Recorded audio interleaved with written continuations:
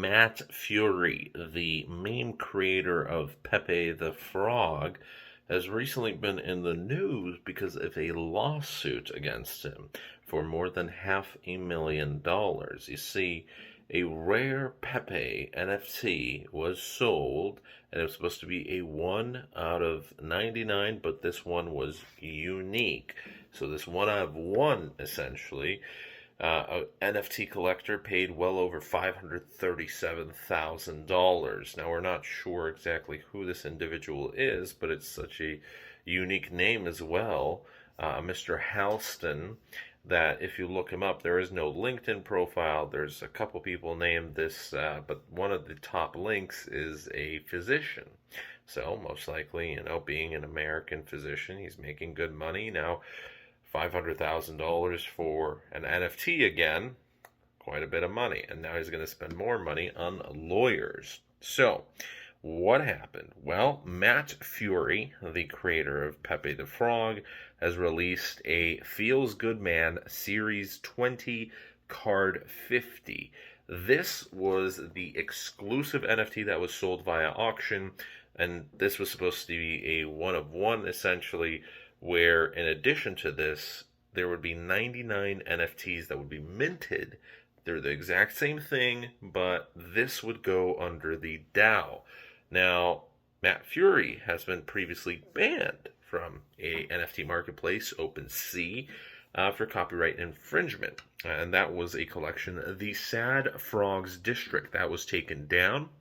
And afterwards, this next auction, a Mr. Halston Thayer had a winning bid of 150 Ethereum, which is around $537,084 plus gas fees. So quite a bit of money. And there is now a lawsuit for more than $500,000 plus punitive damages, where it alleges that the PEGS DAO, so that's in association with what's going on with Pepe, this meme, that PEGS DAO purposely misled the community and were directly responsible for the value of the NFT plummeting from well over $500,000 to less than $30,000. And then some of the copies were only selling for a couple $1,000s. So 46 copies were released by the DAO to wallets that were associated with DAO members. Now, does Mr. Thayer have an actual case? Yes and no. Yes, because you're able to file a lawsuit for pretty much anything. But the advertisement for the NFT, maybe it wasn't the best in terms of wording, but the advertisement for the NFT Feels Good Man series stated this: 500 cards issued, 400 were burned, 99 will remain in the PEGS DAO, and 1 is being auctioned here. So if taken at face value, 1 is being auctioned here. That's it. 1 is being auctioned, and then the other 99 will remain in the DAO. Now, whether they're going to be distributed to DAO members, that's a different story, but it's not mentioned here. There's nothing mentioned. It makes it seem like this one is absolutely unique.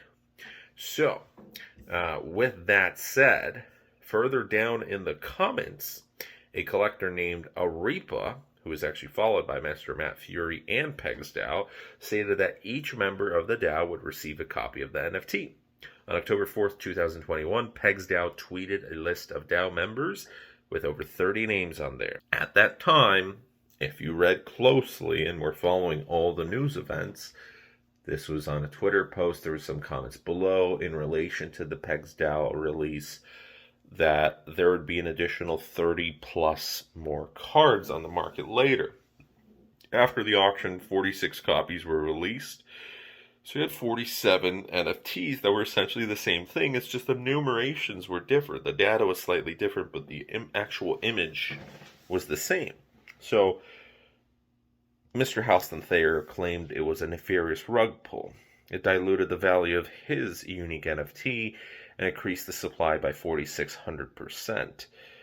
Or at least that's what his lawyers want you to believe. So what was missed is when you go and read these posts and then you take a look at OpenSea and Match the Wallets given a free NFT. It's all of the verified DAO members that were posted on Twitter. The wording on the original advertisement states only that one is being auctioned here. The language may be misleading, but it does not mean that the other copies couldn't be auctioned off at a later date. Mr. Thayer merely leapt to a conclusion, and he did not read the full marketing materials closely enough, and he lost, therefore, $500,000 very easily. The marketing materials were purposely misleading by referring to the NFT as unique and leaving 99 to be distributed to DAO members via the Treasury.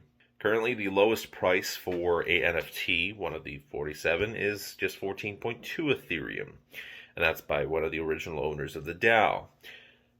Right now, the average NFT sale price has also fallen. It's dropped below $2,000, where it was up much higher not too long ago. The interest is down globally, both for cryptocurrency and mainly for NFTs right now. So, even though it's possible that this rare Pepe NFT could have appreciated in value, there was actually a couple sales that were over 150 Ethereum over the past 6 months, and that does help Mr. Halston Thayer. Eventually the prices would fall regardless because of the way the market goes. So closely following the market, you could have probably seen a reduction in half or even more without even a potential rug pull, which there wasn't.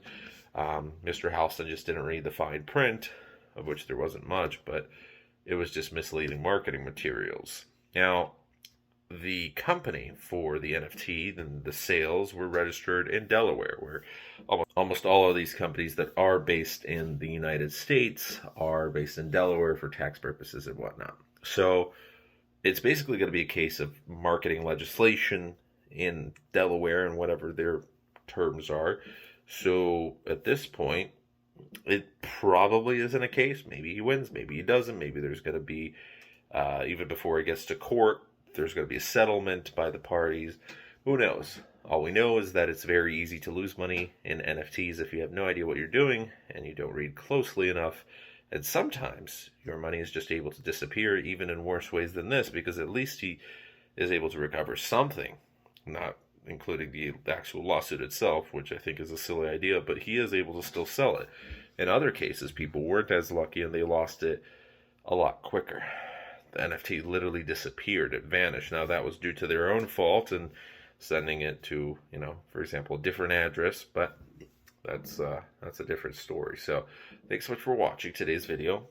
Welcome to cryptocurrency again, where not too long ago, I think in yesterday's or the day before's video, we mentioned very briefly that there was an NFT collector that, $1 million NFT of a rock sold for pennies. Well, now we have a NFT meme of a frog that an individual lost $500,000 on. Great. So, have a great rest of your night. See ya.